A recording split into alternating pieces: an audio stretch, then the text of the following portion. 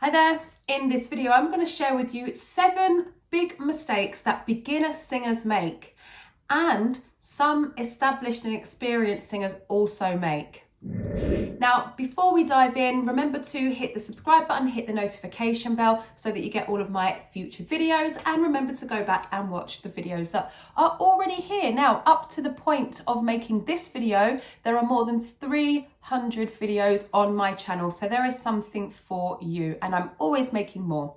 The 7 things that I'm going to share with you today that beginner singers make, and also experienced singers, especially those who are untrained, are all mistakes that I have made in the past or that I've helped other singers with. So I do have experience either firsthand or by helping other singers through it. So the first thing is not warming up. Now, when we first either start to take singing very seriously or we come across a new warm-up routine, we get very excited and we warm up as much as possible. Not everyone does though. I used to practice for an hour every single day. That is a lot. I'm not saying that everyone should. It's just that I had the time at the time and I really enjoyed doing it. I took my singing seriously, even though I didn't decide until about 6 months after I started singing lessons that singing was actually what I wanted to do for a living. And I've been very, very blessed and worked really, really hard to have had a more than 25 year singing career now. So it's really important to warm up your vocal cords. And it's not just warming up your vocal cords, it's getting your whole body, getting your whole instrument ready for singing. And if you've had some lessons or if you have vocal training and you've even been singing for a while, it's really easy to get into the habit of, oh, do you know what? I know what I'm doing. I don't need to warm up. I know the techniques. Now, we know that this happened to Adele. This was a long time ago now. So it's 2024, November 2024 at the time of making this video. And it was a long time ago, but she was partying too much. She wasn't taking her vocal health very seriously. She wasn't warming up properly. And she had real issues with her voice and almost had to stop singing. She had nodules and had to have an operation. And in those days, at that time, it's kind of 50-50 or, sometimes even less odds, even worse odds that you would be able to use your voice again properly as a singer after having this type of operation. So it's a very, very delicate operation. Now, luckily for Adele, she was able to save her vocal cords and she had rehabilitation, which takes a really long time. And believe me, the vocal exercises that you have to do during vocal rehabilitation after damage, and especially after having an operations on your vocal cords, are way, way, way more tedious than the warm-up exercises that you do when you have a healthy voice before you start singing. So make sure that you always warm up before you sing, and particularly if you're taking on a new technique. The second mistake that a lot of singers make is losing concentration while you're doing your vocal exercises. I've seen this time and time again with professional singers, with beginner singers, with people in my lessons. Really, really rude. And what will happen is they're warming up and then they'll get distracted by something, or their phone will go and they're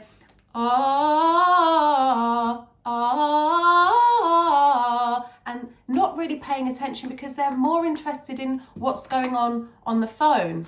Now, yes, you can warm up your vocals and do something else, but you want to be focused on what you're actually doing. So your vocal cords are very, very delicate, as I just mentioned, and you're getting ready to do something that most people can't actually do properly, okay? So take it seriously, especially if you're warming up for a gig or a rehearsal where there are other people involved, because you have to be present for them and you have to take their time seriously.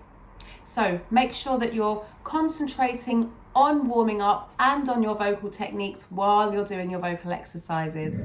Number 3, dropping technique either during exercises or while singing. This also comes down to losing concentration. It could also be down to lack of experience.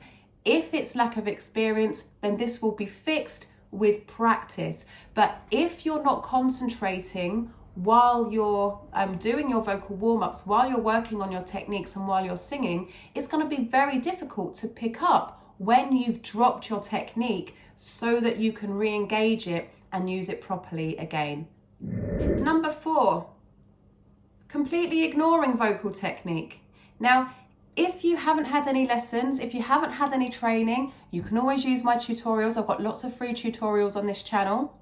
But if you haven't had any training and you feel like you don't need to, you're going to come into problems, okay? Without a doubt. It may not be tomorrow, it may not be next week, it may not even be in 5 years' time, but eventually you will.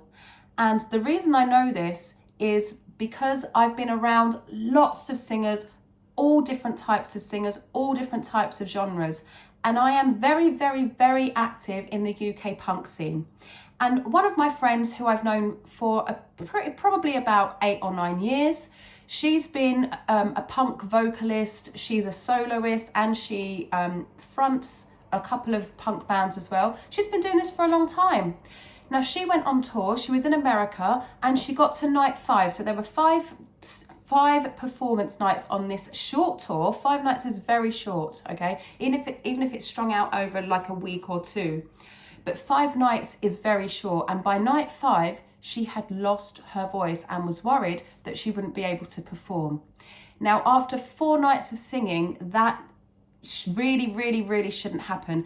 And it's down to lack of technique. Now, yes, she's a punk singer, but vocal technique isn't about sounding good. That isn't the end goal. That's a sideline, that's the gravy. Vocal health and vocal safety and using your voice properly so that you don't cause damage, that is the real reason for having voice coaching. So if you're a singer who hasn't had any coaching, who hasn't had any training, then I would implore you to go and get some.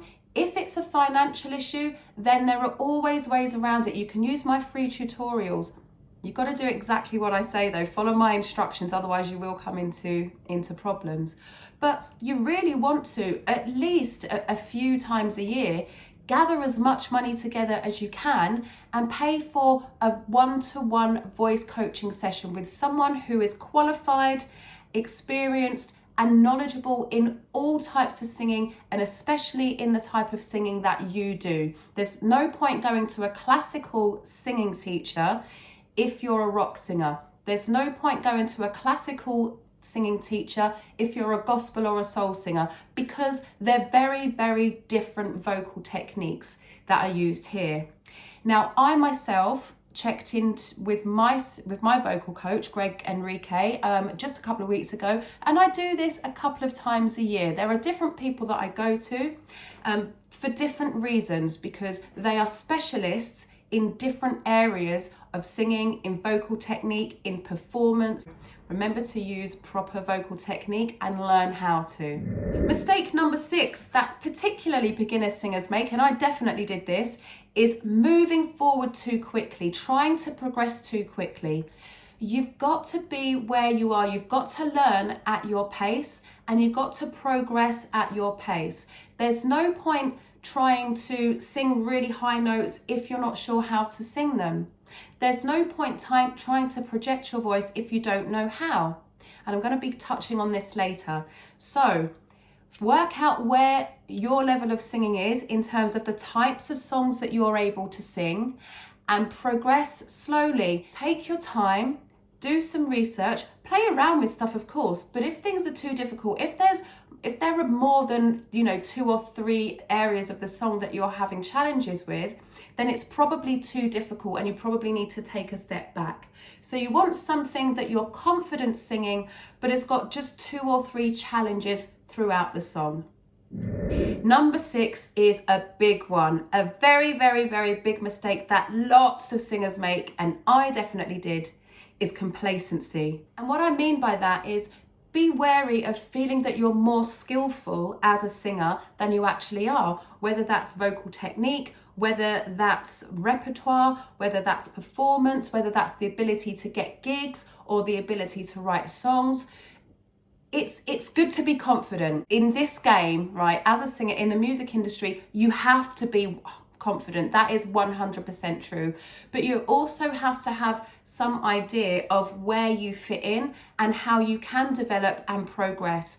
Every day for me is a learning day. And as I say, I do check in with a voice coach a couple of times a year, sometimes often more actually. And I'm always checking on whether what I'm doing is right. Does it work for the singers that I work with? Does it work for my own voice? Is there anything new? Is there new research that's come out that I can use, that can help other people, that can help myself, that I can use in my own performances, you know, whether I'm singing live or recording? Now, if any of this is resonating with you and you would like to work with a voice coach and you would like that voice coach to be me, then I recommend that you go into the description and find where it says book a singing consultation. Now, I only have a few spaces available. I'm almost fully booked at this point, but I am working with some people who have found me on YouTube, so it is possible. But please only book if you're sure that you want to move forward with voice coaching, because if you book and then you don't arrive, you've taken up space that somebody else could have used. So go to the description, find book a singing consultation, get yourself booked in, and we'll have a chat for about 30 minutes. I'll listen to you sing, give you some feedback, and let you know how we can move forward if it's the right fit. Number 7, the last big mistake that beginning singers make, and I definitely did, is shouting instead of belting. This comes back to not knowing the right technique, trying to move forward too quickly, dropping technique, a combination of all the things that I've mentioned. But this is a really, really common mistake, and it's a fast track to losing your voice. And this is probably what my friend had been doing. I don't know because I wasn't at the gigs, but this is probably what my friend had been doing during those punk gigs that I was talking about earlier. If you do want to belt, first of all, you must have your chest voice, your lower register established, and you must have your high soft voice established. After that, you absolutely must learn how to combine the two registers. So this is mixed voice, blended register. The phrases are interchangeable. Before you even think about trying to project your voice, sing with power, and belt. I trust that this has helped you to understand more about how you can avoid the big mistakes that lots of singers make, so that you can move forward with your singing in a healthy way, in a way that's going to help you to progress as a singer and to get the outcomes that you want. I'll see you in the next video. Stay hydrated. Ciao!